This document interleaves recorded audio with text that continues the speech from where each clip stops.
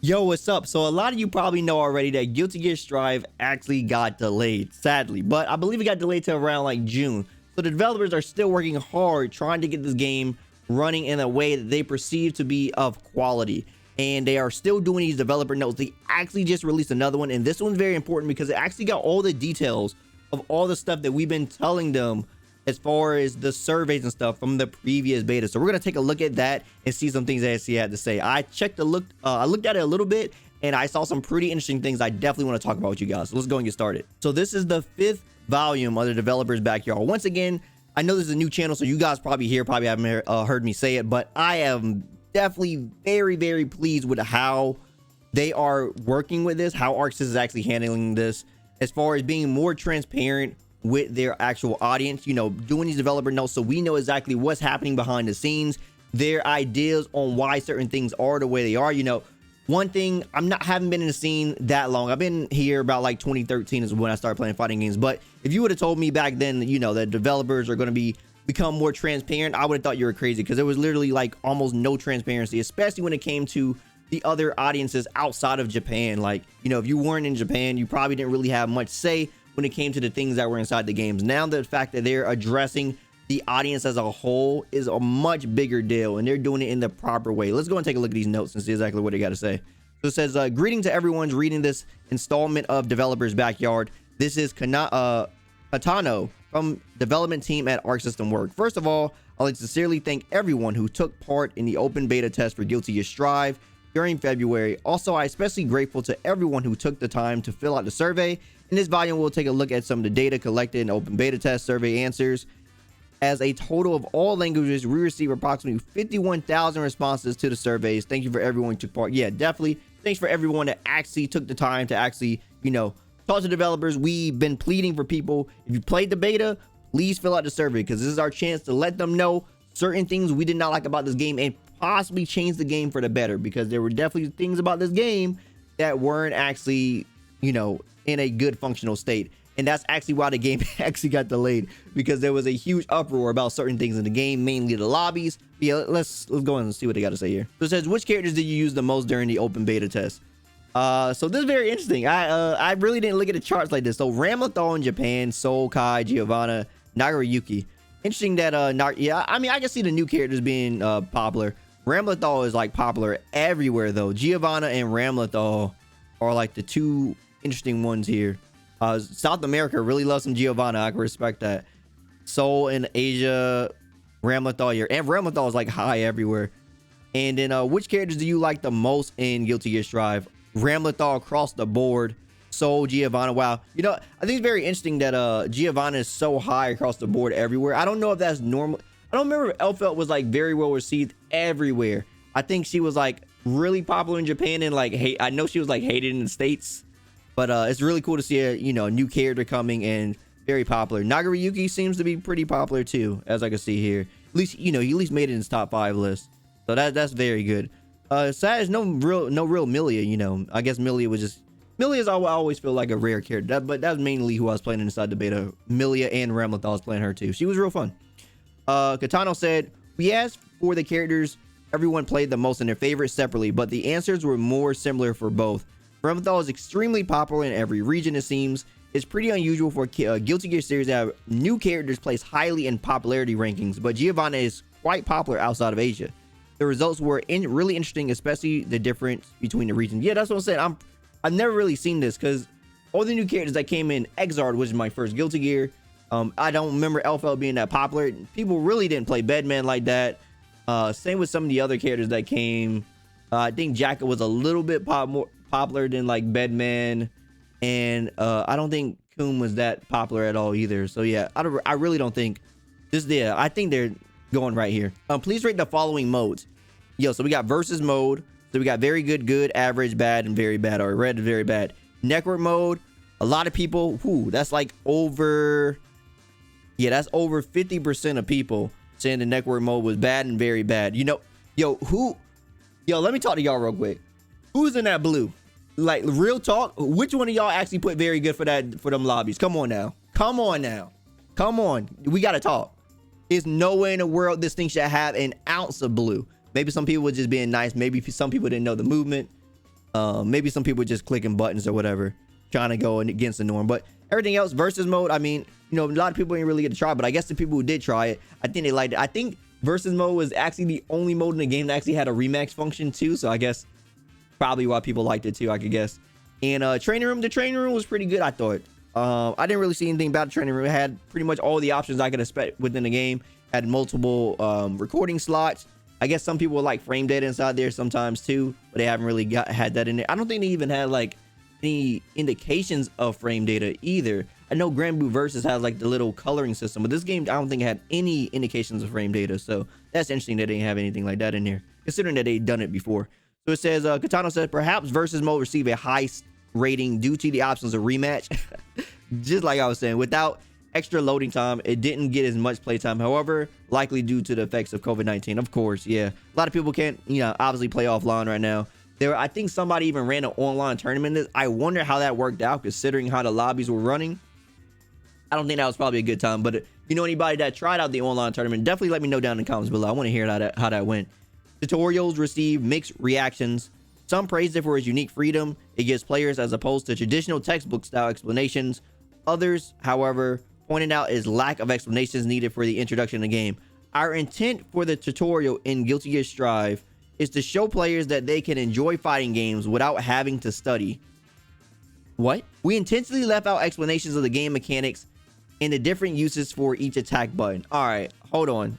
Arc says, so there's some questionable things that Arc says does sometimes, and I think this is definitely one of them. So, man, you intentionally leave out explanations to prove that you don't need those things to come. You know, when I think about tutorial mode, the thing about a tutorial mode is it's typically a separate mode. It's not usually just something that's thrown into you like a single player game where you got to go through it and stuff.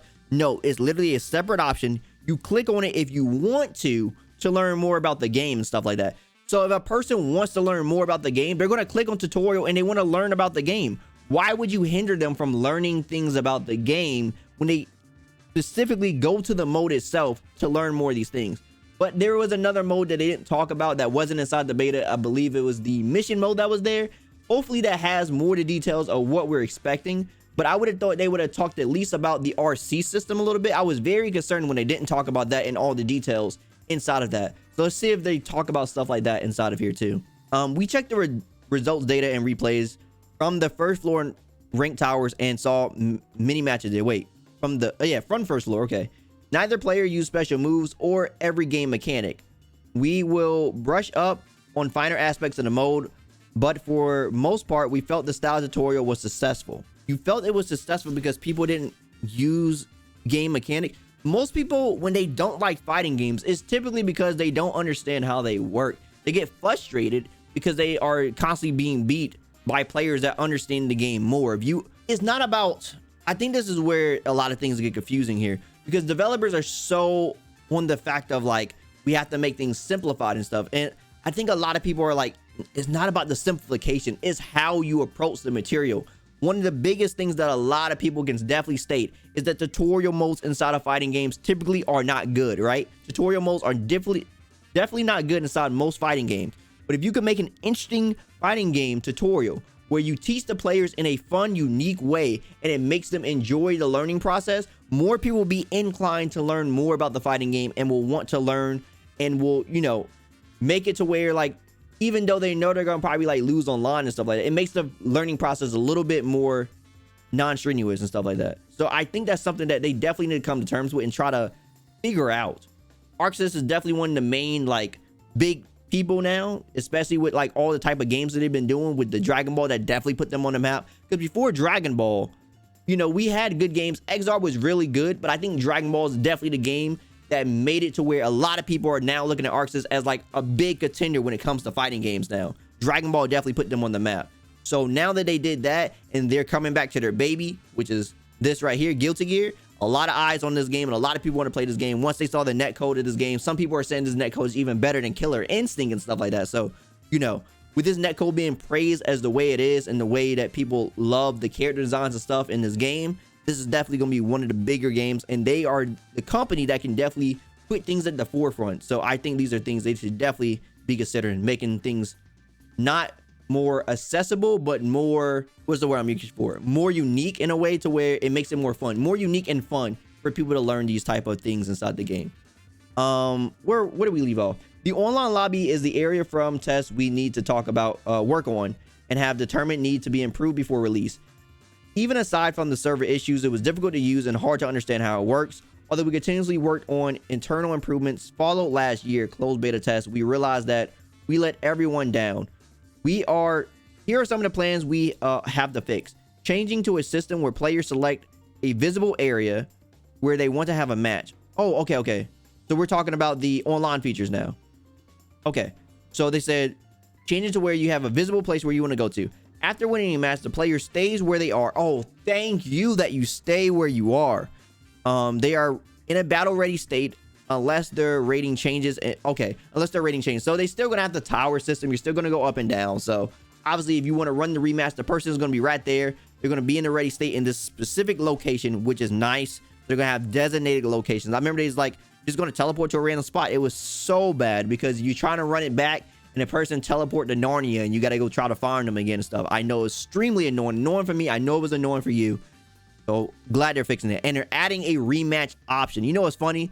That they're addressing this like this almost like the rematch option actually wasn't going to be a thing unless people voice their concerns about it. That's actually the funny thing. Is like if we didn't tell them how we felt, we probably would not be getting a rematch function. That's actually wild to me that they wouldn't even think about that. Of course, people want to run it back, even if it's until the rating happens. Spending the area in each lobby. Oh, so they're going to like widen out the maps. Okay. Added an option to hide the news display. Thank you. Everybody was wondering where that was at. The news feature, I think, is cool. They can actually, you know, if they want to use the new feature and stuff, they could definitely tell people like, hey, this is like a new update that happened, or, you know, this new DLC character came out, whatever. Or they can even, you know, do some announcements for like tournaments that are happening, especially when we start getting back offline. Like, you know, Evo is happening this, like at this time, watch it here, and they gotta have a link to the direct feed or whatever where the Guilty Gear stuff is happening, stuff like that. Really cool thing that they have that there. They did it in Guilty Gear as well, and I believe they have something like that in Grand Blue. So it's not something new, but you know, being able to take it off, it takes off like 1/4 of the screen. So being able to take it off and toggle it on whenever you want, I think would be a great idea. And the ability to dash with your avatars, nothing new. I think you can definitely do it inside of, I don't know if you could do it in Dragon Ball, I forget. You could definitely do it inside Blaze Blue Tag though. But obviously this is a different system and they're keeping these avatars. They really want to keep with this lobby system. I don't know why they want to like reinvent the wheel. They already had like a near perfect lobby system, but we'll save that topic for another day. Let's keep reading. This will make the lobby more like the others in our games. However, systems such as moving floors when your rating changes and the options to enter training room while waiting for a match will remain. All right, that's good. We would like to conduct another beta test once these fixes are ready. Yes, so they did state something about potentially doing another beta test. I would expect this game is coming out in June. We'll probably see it around next month for the beta. So expect probably something next month for something for another beta or something like this. I really hope that we can test out the new characters if they're going to do the beta, because obviously there's Eno, and who else was announced? I'm missing another character. I don't know why. I'm missing a character, but yeah, there's a couple like 2 characters that were like missing from the beta, so hopefully we could try those characters as well. And of course I want to see a lot of these systems in play. I want to see how the new lobby system is going to work with the rematch feature, and overall I want to see if they're going to make any changes to the training room. I want to see if they're going to make any changes to how the matchmaking work and how, like, you know, how fast, because the one thing about the game is the game felt great when you're actually playing the game, but the menus felt so delayed. I don't know what it was about the menus of the game, but you click over and it takes like 2 seconds for it to work. It's like the actual main menu of the game is like connected to like a server, and it felt laggy at all times. I don't know why it was like that. This is how it was. But let's keep reading. Although the training room was praised for a number of options available, players also note that the menu was difficult to understand. We are looking into ways to improve the visibility of the menus for all modes. Interesting. Okay. Like I said, I wonder how they're going to change the training room. Let's see how they do it. So please rate the following aspects. So these were some of the aspects that we actually were able to rate. Character visuals, everybody pretty much said they were good. I mean, the game looks beautiful. You can't say the game doesn't look good. It looks great. Character visuals, animations, stage graphics, everything on point. Round start, windscreen, visuals, visual direction of camera movement. Now, this one started to go a little bit down. This is, you know, a lot of people don't like the crazy, like, diagonal camera angles and all the shaking and the the counter and all that, the giant counter 360 no scope, remember, and stuff like that. People don't like it, man. I agree. It looks kind of crazy, but if it's going to be in the game, man, if it could be toned down just a little bit, I don't really know what they could do with it. Probably like a toggle feature or something. I don't know. Can we change the text ourselves or something? I don't know. Battle system. Oh, people, actually the battle system is actually kind of low here. I wonder why it's kind of low. BGM did pretty good. Sound effects, voices. Okay. So what does he got to say? We asked for opinions on several aspects of the game. There was a forum to write freely about your thoughts. Let's take a look at some of the opinions and requests we came across a lot. First, regarding the visuals and effects, please, what do you got for this? We received many comments stating that the game looks good, but there are issues with visibility. Of course, you have giant counters with the word 19, and with the word 19 and the giant freaking come on. In particular, many players encounter issues with characters blending into the background and being difficult to see, as well as losing track of characters' positions due to camera effects. I don't really think I had a problem. I heard some people saying that, especially with certain colors and certain stages, because they have a unique lighting system in this game, especially on certain stages. Like I remember particularly the winter stage. So there's the winter stage, and like there's this white Zato that everybody was using. I don't know why everybody was using that freaking white Zato color, bro. Pick another Zato color. But I can understand how like he blends into the background because of how the shading of the characters, all the colors on the character kind of be like washed out, and like the white Zato with the snowy background, I can see blending, especially when you got to pay attention to Eddie and stuff like that. Either they could change the background or like, I don't know, put like a little extra of like a aura or something, like a thicker outline or something to probably like distinct them from the background a little bit. Maybe that'll help out or something. I wonder if they're going to address it here. What did they say? To see, we losing track. With Guilty Gear Strive, we're trying our hand at using effects and visuals that are thought of as taboo when developing fighting games. The current state of the game is the baseline for our general direction, and we're still working on refining and improving it. Okay, so they're going to try some different things. But yeah, it is a lot of taboo things going on with the direction of the UI designs and stuff like that. As far as the issue with the character visibilities, we're looking into adding a setting so that each player can adjust it for their needs. That's very good. So character visibility changing on settings, that's very good. I love when things are on settings, so players always feel like they have an option. When there's an option for players, people that like things, they can get the option they want, and people that don't like this, they get the option they want. As long as it doesn't affect the actual performance of the game, I totally love this type of stuff. As for the music, we received many requests from players who want to be able to select songs from previous Guilty Gear titles. Of course, let's get the Guilty Gear Strive soundtrack, of course. Get the Exard, let's get the plus R's and all that, like you did in Exard. You know, you gave us all the classic songs along with the new songs. So in the retail version of Guilty Gear Strive, you'll be able to purchase them with in-game currency and select them as your BGM. Let's go. So all the classic tracks that we love, I'm pretty sure we're gonna put the Exar ones in there too. We're gonna be able to play those again too, so that's great. There's some really good banger songs in there, man. I know a lot of people don't like the vocal OST that they're trying to go for in this actual game. A lot of people like, you know, just the regular just instrumental songs, stuff like that, which I can understand. You know, some of the vocals do kind of get annoying after a while, especially when you're in training room and practice stuff. It's like, all right, bro, it's only like 5 songs in here right now.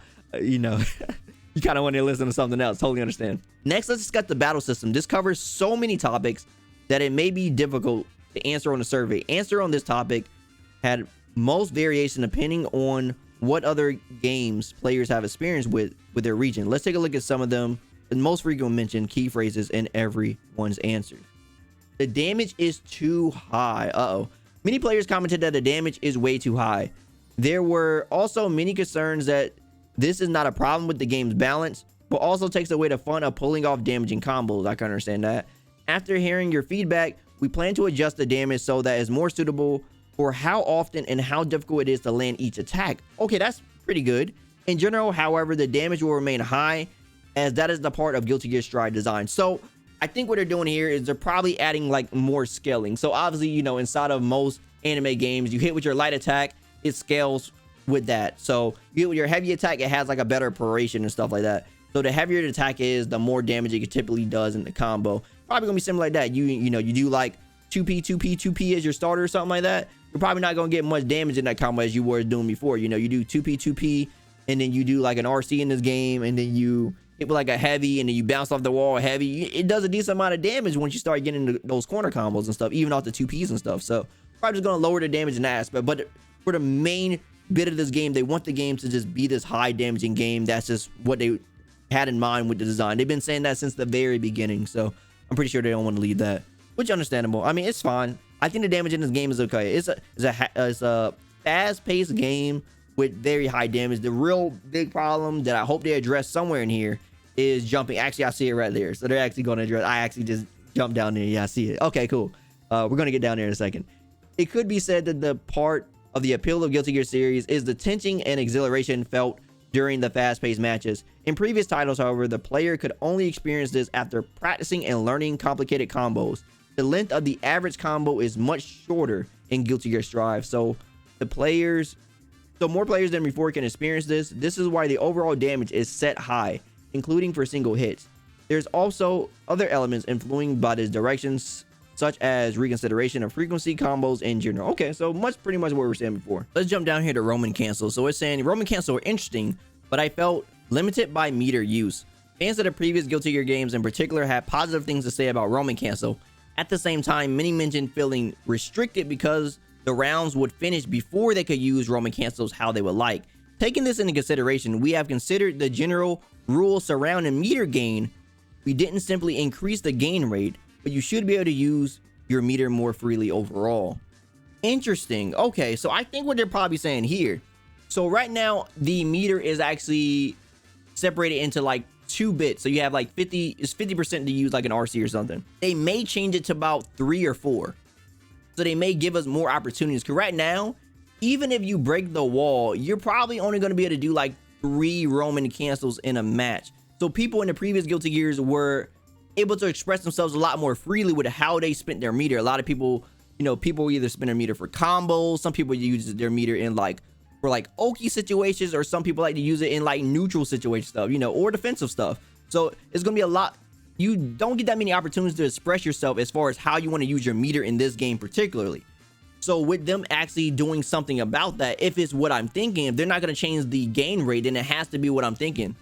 To where you can basically, you got more chances to use your meter. If you have more chances, then that's going to be more freedom of what you'll use your meter for.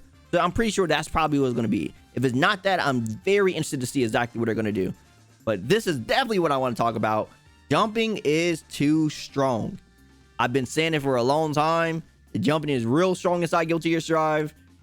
All they have to simply do is revert back to how it is in XR. Just make it to where grounded normals are air unblockable, and you have to spin your faultless defense in order to block in the air. It says many players felt that the neutral game was lacking due to ground anti-airs being too weak, while aerial options were too strong, making jumping a common choice.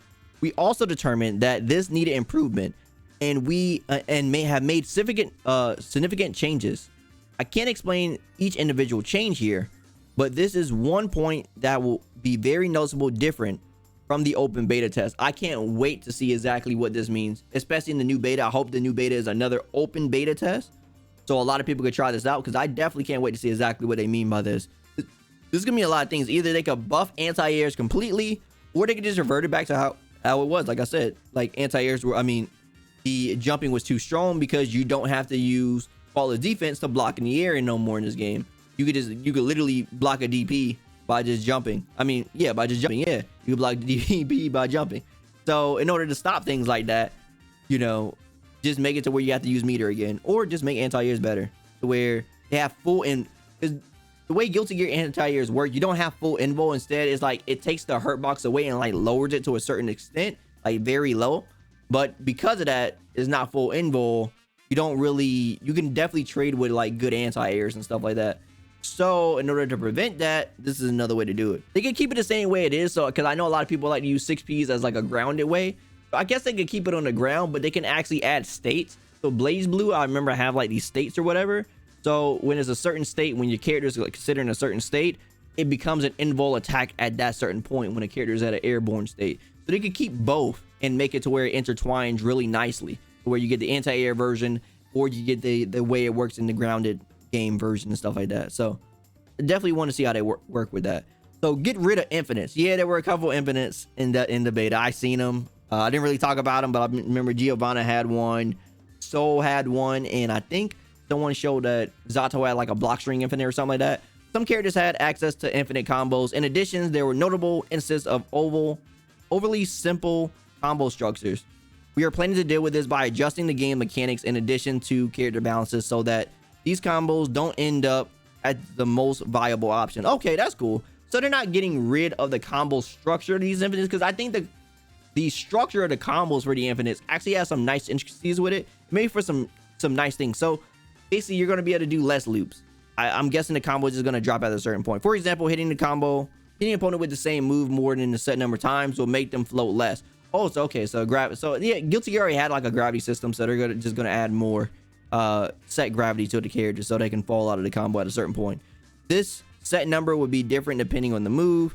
We don't want to completely get rid of the loops, so we just choose to increase this way. We could balance the game. That's fine. I actually like the way they actually did that. That's fine. Gives people the ability to do the cool combos. Don't take it out of the game completely. Just you only do a certain amount of loops. Please rate the comfort of the online battle. I mean, the game felt amazing. The rollback netcode was amazing. Very little people can. Wow, there's actually a percentage of people that. Well, I guess. I mean, you know, if you got the ability to play offline with your boys, why would you play online? I guess unless you just want to test it out. And some people just want to, you know, just test out the game and just see what it's about. It says the rollback netcode was highly praised, and we saw many matches between different countries and regions. However, in some instances, matches could be quite unstable, sometimes become incredibly slowed down. Very rare that it happened, but were some occasions with that, as such, with netcode and stuff like that. We'll be working on adjusting and improvements as the game release approaches, so they're going to be making it even better. I mean, what more can you say? That's, of course, nobody could complain about that. To get a bit deeper on this topic, during the test, we had an input delay fixed at one for. No way. Are you kidding me? So most fighting games have delay, at least from ArcSys games. I believe they're usually around like 3 to 4. You're telling me this was at an input delay of a fixed 1 frame the entire time for their rollback? That's actually really impressive. For how it ran, that's actually really good. If you guys don't understand how rollback like works, typically in other games, you could select your delay based on your connection with the other opponent. And this one, instead of making it to where you can actually do it yourselves, they just had it at a fix, probably so people didn't have to worry about it, and they just wanted to test like a certain one, because obviously a lot of people were playing this game and they probably didn't know how to do with it. Let's see what they gotta say with it. Perhaps due to the experience with the previous Guilty Gear games, some players confused with rollback display for the input delay. However, the input delay was locked at 1 frame. Yeah, I know a lot of people that were thinking, when you saw the number at the top, they was thinking that was a delay, but no, it wasn't the actual delay. Yeah, that's crazy. It was just the rollback frames. So as mentioned in previous backyards, we are still looking into whether we should allow players to set their input delay based on network connection and how to handle filtering network connection strength. We are hoping to conduct another beta test after fixing the bugs and improving the game system, so we're planning to make the decision after looking at the results from the first test. That's a good thing. You know what they should do? To be 100% honest, this is what they should do. They should just make it another option, right? They could have a fixed version. So for people who aren't familiar with how rollback and stuff works, they can have a fixed auto version, so where it just auto selects the best fit or just the fixed fit, which could be the 1 frame again. And for people who are more familiar and want to like make it to where themselves, they can do it in like, you know, they could just put it in an option, just check a mark or like slide a bar or whatever, so where you can choose to have the fixed version or the manual version. I think that would be a totally legitimate reason to where players can actually put their own delay whenever they want to. That would be very, very good. They're already on to something very nice here. Jeez, ArcSys is doing some amazing things here. Like I can't even lie. This is a really, really good developer note. We're learning a lot of things about obviously the results of the surveys, but they're actually going into a lot of depth about the things that they were doing with this, and the improvements that they're doing are just, I mean, just really, guys, like seriously, you would not to think that this is happening in today's age with fighting games. Like, you know, we've been fighting for rollback and stuff like this, or these type of improvements in fighting games for a long time, and to have ArcSys at one of the forefronts, being able to do something like this and being so transparent with how they're doing it, this is the way you do it. Like, honestly, like people can't really talk shit about, you know, ArcSys when it comes to this. Like, they're super transparent with everything they're doing. They really, really want this game to like do good, and it shows that they care. It really shows that they care. So can't be more happier about the second beta test. When we got it, we are planning a second open beta test. So it is an open beta test. on players' feedback. The timing has yet to been determined, so please keep an eye out for future updates. Okay, so we don't have any information on it. Okay, but we still know it's going. My best bet, like I said, game comes out in June. I'm probably guessing around mid-May or something like that. We'll probably see it. Hopefully, we see the other characters that weren't in there before too. It says, that's all for the Volume 5 of Developer's Backyard. Thank you for reading to the end. We received many kind comments since announcing the change to the release date. We'd like to thank everyone for the support. Our team is working hard to make sure Guilty Gear Strive will live up to everyone's expectation. Please look forward to release on June 11th. We are currently approaching accepting submissions on topics you would like for us to discuss in future Developer's Backyard, as well as questions and comments via the forums below. So yeah, as always, guys, I will put the link down in the description below so you guys can check this out yourself. And so, you know, if you have a comment or a question you want answer, you know, they could probably pick yours and you could probably get your question answered in the next Developer's Backyard. But yeah, like I said, guys, they're doing some really good things here. The one thing I just really don't agree on is their mindset. It's just developers' mindsets when it comes to accessibility with games nowadays, right? They're obviously trying to get more people inside the games, but I think there's a distinction between like the current players of like how they feel things should be done and how the developers think to be done. And I really don't think it like works with all these like companies are trying to make games more accessible. But as far as like players actually coming to the game and sticking, it really never lands, right? There's never been like a real successful fighting game yet, I don't believe, that has brought in a bunch of new players and they consistently stayed within the community because of how the game perceives itself and how it became more compatible for those type of players and stuff like that. Just make a fun game, make everything unique, make the tutorial and the learning process fun, and I think that's the best way you could try to appeal to new audiences. You don't just make everything fun. Put a lot of content in the game. Obviously, you need content. We don't want another Street Fighter type of thing inside the game where we don't have any content. Put content inside your game, make it unique, and make the learning process fun. That's really all I think to do. But very interesting article. Obviously, a lot of people like Ramathal. Dang, we really love Ramathal, don't we, guys? Yeah, we love Ramathal. We love Ramathal. Anyway, guys, I'm gonna get here. Let me know down in the comments below how you guys feel about this Developer's Backyard. How do you guys feel about the results, the surveys overall, and their approaches to how they're trying to change things within the game based on how we took the surveys. Let me know down in the comments below how y'all feel about that. Anyway, I'll see you on the next one. Peace.